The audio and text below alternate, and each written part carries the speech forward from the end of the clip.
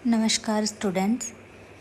हमने अपने physical geography के सिलेबस का जियोमॉर्फोलॉजी का पार्ट कंप्लीट कर लिया है। आज से हम क्लाइमेटोलॉजी यानी कि जलवायु विज्ञान शुरू करेंगे। इसमें हमें सबसे पहले यह जानना जरूरी है कि आखिर वायुमंडल क्या है, इसका संगठन और संरचना किस प्रकार का है। वायुमंडल पृथ्वी की सतह के चारों ओर मौजूद गैसों, जल और सूक्ष्म कणों का एक मिश्रण है जो पृथ्वी की गुरुत्वाकर्षण शक्ति के कारण इसके साथ बंधा हुआ है। वायुमंडल कितनी ऊंचाई तक मौजूद है इसके बारे में कुछ स्पेसिफिक नहीं कहा जा सकता है। हजारों किलोमीटर तक इसका विस्तार है, लेकिन वायुमंडल का वह भाग जो पृथ्वी को एवं मानवीय क्रियाओं को प्रभावित करता है वह लगभग 100 किलोमीटर तक का है। वायुमंडल के संगठन और संरचना की अगर बात करें, कंपोजिशन और स्ट्रक्चर की बात करें, तो ये दोनों ही दो अलग अलग चीज़ें हैं। कंपोजिशन यानी संगठन से तात्पर्य है कि वायुमंडल किन किन चीज़ों से मिलकर बना हुआ है। वहीं स्ट्रक्चर यानी कि संरचना का तात्पर्य है कि इसमें कौन कौन सी विभिन्न परतें पाई जाती है। तो अगर एग्जाम में क्वेश्चन आता है स्ट्रक्चर और कंपोजिशन से रिलेटेड, तो आपको ध्यान रखना है कि आपको स्ट्रक्चर में लिखना है कि उसमें कौन कौन सी विभिन्न परतें हैं, लेयर्स कौन कौन सी पाई जाती है, और संगठन यानी कंपोजिशन में बताना है कि वायुमंडल किन किन चीज़ों से मिलकर के बना हुआ है। वायुमंडल का जो कंपोजिशन है, संगठन है, उसमें मुख्य रूप से 3 चीज़ें आती है। परमानेंट गैसेज, स्थायी गैसें, वेरिएबल गैसेज, परिवर्तनीय गैसें, एरोसॉल्स, सूक्ष्म कण। वायुमंडल का जो अधिकांश भाग है, एटमॉस्फेयर का जो अधिकतर भाग है, वह है गैसेज से बना हुआ है। वायुमंडलीय भार, एटमॉस्फेरिक मास का लगभग 99% जो है वह गैसों का सम्मिलित रूप है।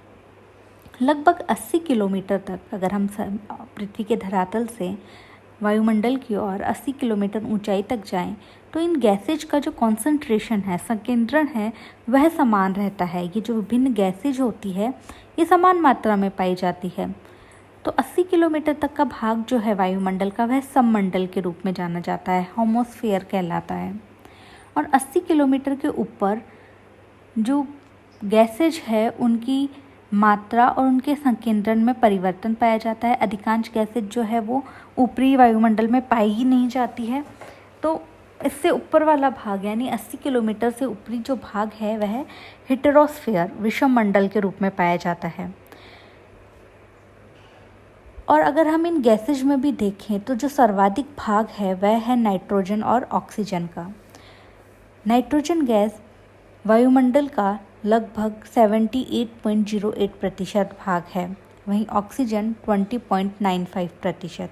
यानी कि जो अधिकांश भाग है वह इन्हीं 2 गैसेज से मिलकर बना हुआ होता है।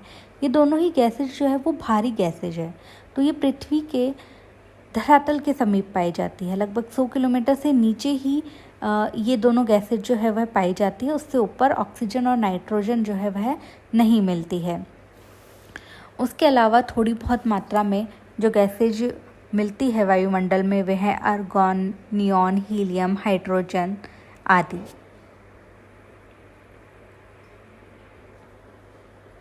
फिर है पर्वतनीय गैसें। पर्वतनीय गैसेज के अंदर जलवाष्प, कार्बन डाइऑक्साइड और ओजोन को लिया जाता है। कुछ विद्वान जो हैं वह कार्बन डाइऑक्साइड को स्थायी गैसों के अंतर्गत भी लेते हैं, लेकिन हमने यहाँ पर इसे पर्वतनीय गैस में लिया है।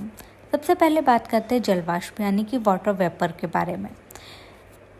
जो पृथ्वी की सतह पर जल मौजूद है विभिन्न रूपों में, समुद्रों, नहरों, नदियों के रूप में, उसका सूर्य ताप के कारण वह जलवाष्प के रूप में परिवर्तित हो जाती है, वाटर वेपर के रूप में परिवर्तित हो जाती है और वायुमंडल में सम्मिलित हो जाती है। वायुमंडल में जलवाष्प का अधिकांश भाग जो है वह 5% तक हो सकता है। किसी भी क्षेत्र में जो वायुमंडल है वहाँ पर मौजूद वायु है, विंड है, उसमें 5% तक जलवाष्प हो सकती है, इसकी मैक्सिमम मात्रा है। जो जलवाष्प है, वाटर वेपर है, जैसे जैसे ऊंचाई बढ़ती है इसकी मात्रा में तेज़ी से कमी आती है। जो जलवाष्प है उसका अधिकांश भाग जो है वह लगभग 5 किलोमीटर तक की ऊंचाई पर मिलता है वायुमंडल के अंतर्गत। जलवाष्प यानी कि वाटर वेपर एक बहुत ही महत्वपूर्ण वायुमंडलीय कारक है। इसकी मात्रा वायुमंडल में बहुत कम होती है, लेकिन बादलों के निर्माण में ये सबसे अधिक महत्वपूर्ण है। दूसरा, ये ग्रीन हाउस गैस के रूप में कार्य करती है। जो जलवाष्प है वह पृथ्वी के द्वारा जो विकिरण होता है उसको ऑब्जर्व कर लेती है, जिसके कारण जो पृथ्वी का तापमान है वह सम बना रहता है। तो जो ये जलवाष्प है ये पृथ्वी के लिए कंबल के रूप में कार्य करती है। उसके बाद है कार्बन डाइऑक्साइड। कार्बन डाइऑक्साइड जो है उसकी मात्रा वायुमंडल में सिर्फ 0.036% पाई जाती है, लेकिन यह वायुमंडल को प्रभावित करने वाली एक अत्यंत ही महत्वपूर्ण गैस है। वायुमंडल में कार्बन डाइऑक्साइड जो है वह श्वसन क्रिया द्वारा विभिन्न जो ऑर्गेनिक मटेरियल हैं जब उनका विघटन होता है तो उनसे कार्बन डाइऑक्साइड जो है विसर्जित होती है। ज्वालामुखी के विस्फोट के दौरान, वॉल्केनिक इरप्शन के दौरान कार्बन डाइऑक्साइड निकलती है। और उसके अलावा अनेक मानवीय क्रियाओं जैसे कि उद्योगों के द्वारा, मानव द्वारा संचालित वाहनों से कार्बन डाइऑक्साइड जो है वह वायुमंडल में पहुंचती है। वायुमंडल में कार्बन डाइऑक्साइड जो है उसकी मात्रा औद्योगिक क्रांति के बाद तेज़ी से बढ़ी है, जिसके कारण ग्लोबल वार्मिंग जैसी समस्याएं देखने को मिल रही है। कार्बन डाइऑक्साइड एक ग्रीन हाउस गैस है क्योंकि यह जो है पृथ्वी द्वारा जो दीर्घ विकिरण उत्सर्जित होते हैं उन्हें ग्रहण कर लेती है और जो वायुमंडलीय ताप है उसको बढ़ा देती है। तीसरी पर्वतनीय गैस है वह है ओजोन। ओजोन जो है वह ऑक्सीजन के 3 कणों से मिलकर के बनी होती है, O3। ओजोन गैस जो है वह पृथ्वी के लिए एक अत्यंत ही महत्वपूर्ण गैस है क्योंकि यह सूर्य से आने वाली पराबैंगनी किरणों को रोकती है, पृथ्वी पे आने से उन्हें रोकती है। जो पराबैंगनी किरणें हैं वह मानव के लिए अत्यंत ही घातक होती है। तो यह परत जो है वह ओजोन गैस जो है वह एक महत्वपूर्ण गैस है। इसकी मात्रा जो है वह मात्र वायुमंडल में 0.01% पाई जाती है। लगभग 30 से 55 किलोमीटर की ऊंचाई जो है उसमें ओजोन गैस का संकेंद्रण जो है वह सर्वाधिक होता है। फिर है एरोसॉल्स, सूक्ष्म कण। वायु में अनेक तरह के छोटे ठोस कण होते हैं जो एरोसॉल्स कहलाते हैं। अनेक रासायनिक प्रतिक्रियाओं से हवा अपने साथ जो धूल उड़ा कर ले जाती है उससे, ज्वालामुखी उद्गार से और अन्य अनेक मानवीय क्रियाओं से बिल्कुल छोटे सूक्ष्म कण जो हैं वह वायुमंडल में पाए जाते हैं। ये जो कण होते हैं ये भी वायुमंडल में अपनी एक बहुत ही महत्वपूर्ण भूमिका निभाते हैं।